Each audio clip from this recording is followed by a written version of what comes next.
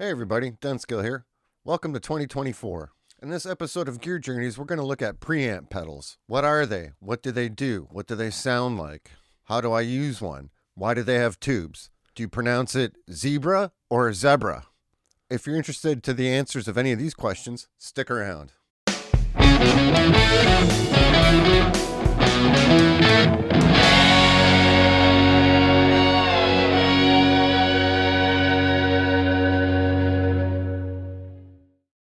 So here we go with my first video of 2024. It's been a minute since I've posted something, but I'm up in my game. I even got a script for this episode.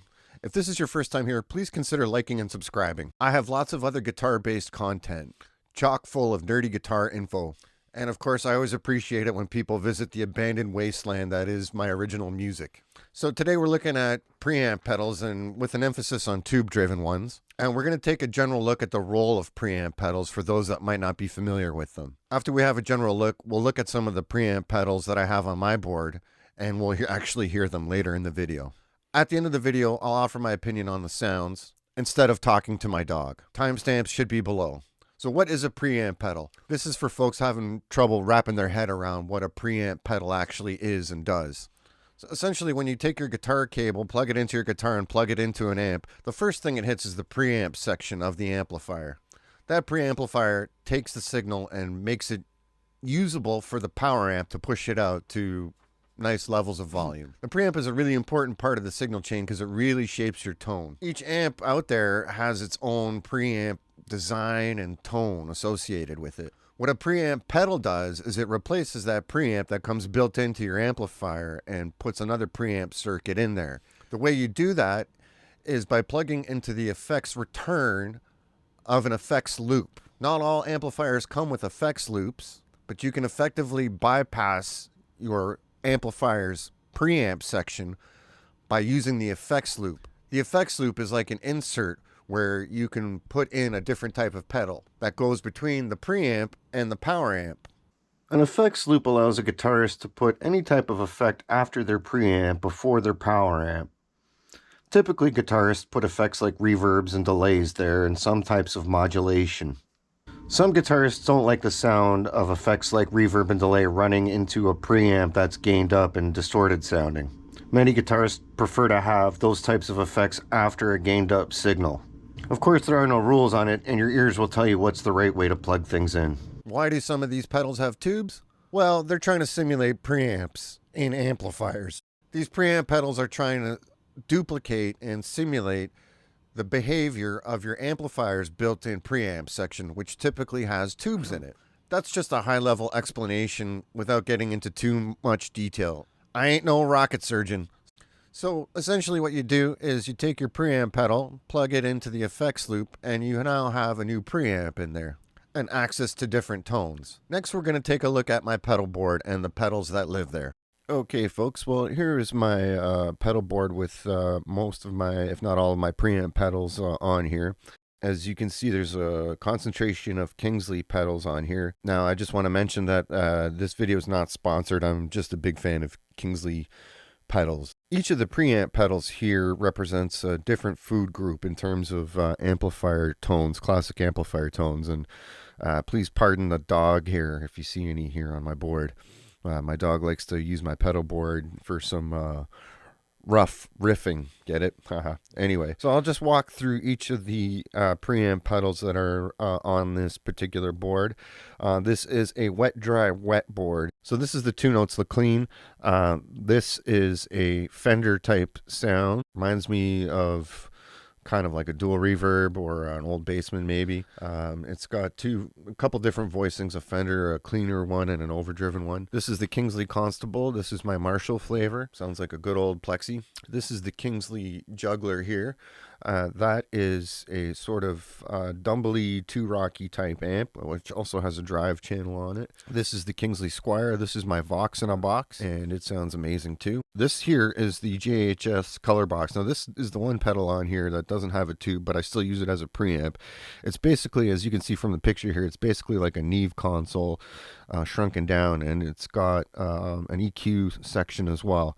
So I use this as sort of a tone shaper. and kind of final sweetener after it runs through all these pedals. And essentially, it also really primarily functions as kind of a power break. What happens when you bypass the preamp in your amplifier by using just the effects return and plugging these pedals in is that you no longer have access to the preamp's EQ and volume control. So your amp is essentially wide open. The power amp section has full access to whatever these particular pedals are giving it in terms of signal. So you have access to the full power of your amp. And these particular pedals, when they're, unless you sort of dial in their volume properly, they're going to be particularly loud because you have full access to the power amp range in your amplifier with them. So be prepared when you're plugging straight into the power amp section of your amplifier through the effects return. When using these pedals, they will be pretty loud just in general. So I use the JHS color box to kind of act as a power break. I have there's a step transformer on here where I can step it up or step it down. And I like to run these pedals at normal volume just because they do behave sort of like tube amps because they have tubes in them. They just, to me, sound better running at a higher volume level when the tubes are cooking. The bonus of using this JHS pedal too is because I do like the sweetening and final EQ shaping I can get from the sweet sounding components that are in here. So yeah, this is kind of like a Neve console, which just adds a lot of I don't know how to describe it, kind of like a sweetness to the tone. Now, for those curious, just like, why do I have so many other pedals here? These run in stereo and run out through this here Goodwood Audio wet, dry, wet box. So we're going to hear what these pedals sound like, and I just want to point out that we're going to hear them with some pedals. I'm going to feed these pedals some other distortion coming from a Kingsley Jester, a Kingsley Artisen, and a ZVEX box of rock. That will really bring out the tonal character of these pedals. You'll see how they take pedals differently and what they do to the sound. The only effects I'm going to be running are a little bit of reverb, either from the Delverb or from the Eventide. I can't decide yet. That'll be all you'll hear, just to add a little bit of space, and everything will be mic'd wet, dry, wet. I'm running obviously 3 different amps: a Sir Badger 35, an Orange TH30, and a Mesa Boogie Mark V 35 are all plugged into 2x12 cabinets, in general using Celestions. Sorry, actually my Sir Badger 30 is running through 2 Hughes and Kettner 1x12s. So I'm going to be miking one of those 12-inch speakers with Shure SM57s, 3 of them, and I'll have sort of a nice stereo spread in the audio for you guys to really get a sense of the character of different tones that I'm getting with these pedals here. As far as processing, the SM57s are plugged into 3 API 512Vs preamps, and those are getting converted in from audio to digital through my Motu 8 pre, and that is connected into my Mac, which is running Logic Pro. So let's get into some sounds of these here pedals, and you'll hear me playing a couple different guitars. I'm going to use Les Paul and a Strat style guitar here to show you guys the differences that each pickup type makes. Okay, folks, we're going to hear some tones now. I'm starting off with this Les Paul R7. This is just the sound of the guitar going through the JHS color box as well as the Delverb with no preamp pedals engaged.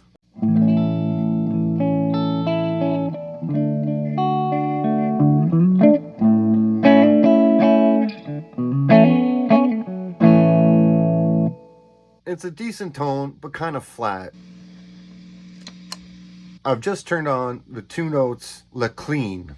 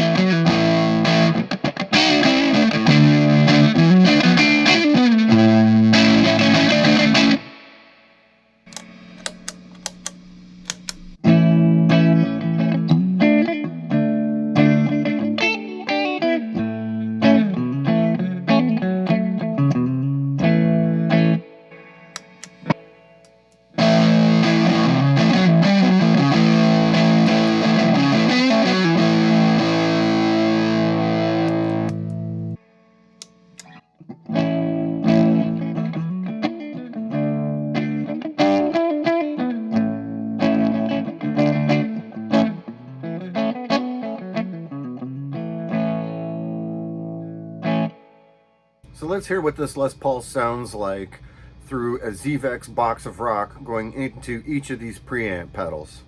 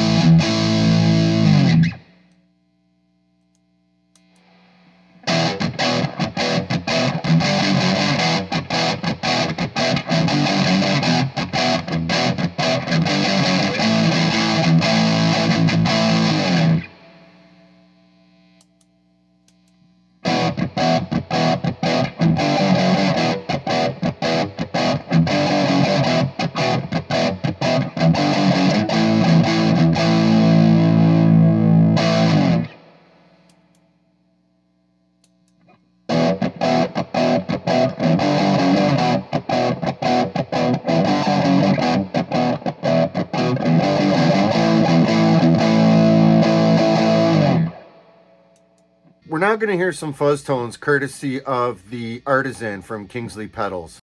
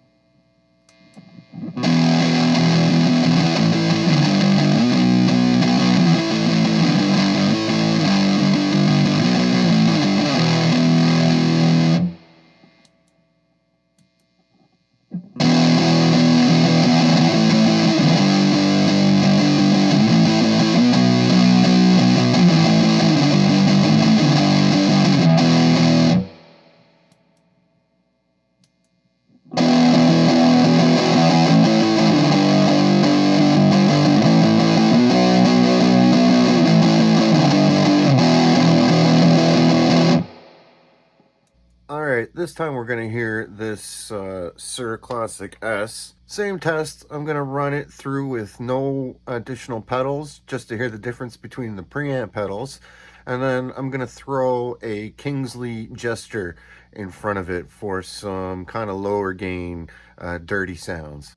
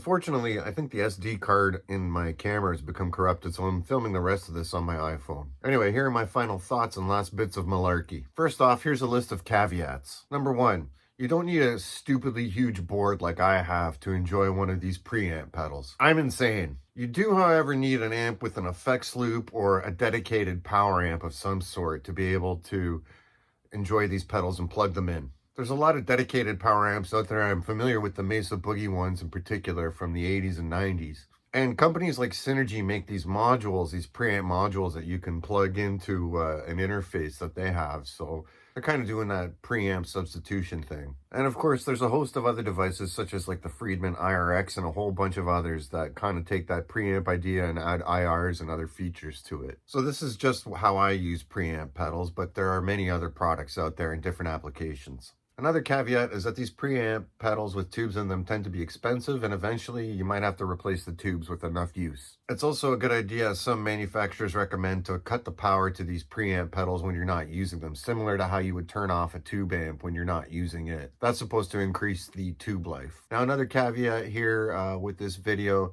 is that even though I didn't add any EQ or compression post to the sounds and tones, I did have to do a little bit of level balancing.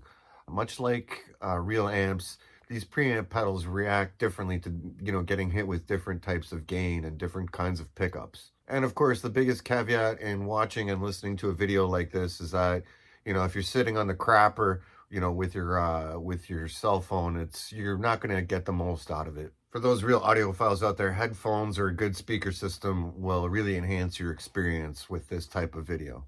A nice sound system will highlight the differences between each preamp pedal. So that's for caveats. I mean, I'm obviously invested in these devices. I got a bunch of them. I like how they sound. I like how they feel. That's all, of course, just, my subjective experience. Now, I've played Fenders, Marshalls, some Voxes. Haven't really played a Dumble. And I've messed around with Neve-type consoles in professional recording studios.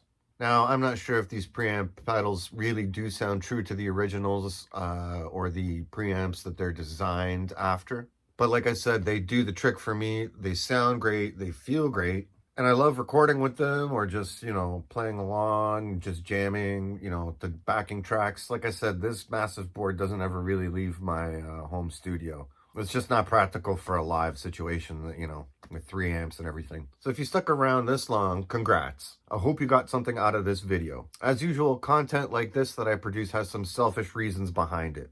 Really, I wanted to know if my investment in these preamp pedals is paying off, so I wanted to record and listen. And I wanted to share my results with you guys, just in case you're in the market for one of these preamp pedals or you're wondering how they work and what the deal is with them. I like to make content that I would like to see, which tends to be sort of infotainment. And like I said, that's a bit of a selfish reason, in terms of hearing how these pedals sound, but they're sure fun with how they play and how they feel under the hands. And a side benefit is, like I said, I hope this helps some guitar players out there that are trying to figure out what preamp pedals are all about. I would love to read your comments and thoughts. Did you hear a difference in these pedals? Did you have a favorite? Do you use these pedals yourself? What did you have for breakfast? Have a great day. This has been Densko.